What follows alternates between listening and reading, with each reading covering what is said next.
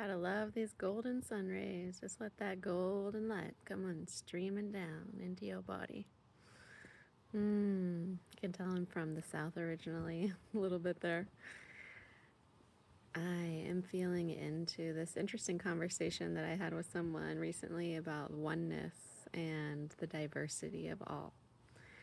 And in the spiritual community, there is often this, when we're striving towards, let's say, receiving oneness or getting into the frequency of oneness, which many traditions are really focused on for good reason, because it is our homecoming, it is our way of getting to the origin of all.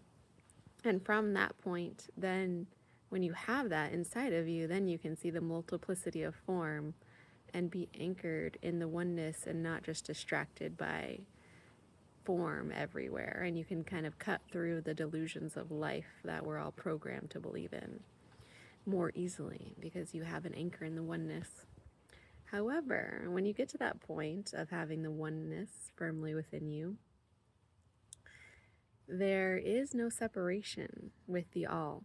It's not, oh, there's only the oneness and there's none of this diversity of life, right? Some people call that spiritual bypassing when they call people out on it. And no, there is a certain going towards that anchoring of oneness in yourself. But that's not just like a word gimmick that we're saying. It's also, you need to learn how to embody that before you start telling everybody else not to spiritually bypass. And the oneness is in the all. They are actually inseparable. The only thing that can separate them is the mind and time. And it is the nature of this universe in many ways to separate them in our own human consciousness, but they are not separate. There is no separation between the all and the one. So this whole conversation about I'll transcend and then I'll never come back into this world, right? There's a lot of traditions that focus on transcendence as a pathway. And that's totally legitimate and beautiful. And I have a feeling, my feeling sense of that is when you get to that place of oneness and allness being together, you don't need to separate them anymore to accomplish an orientation in one or the other. There is a surrendering to the movement of the all. That is the one, because there is no separation. So in the one allness, the allness is always drawing on the one to keep creating itself because that's what it's powered from. That's its origin spot.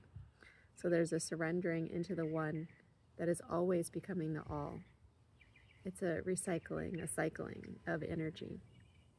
When you die, your body will go back into the allness of the earth.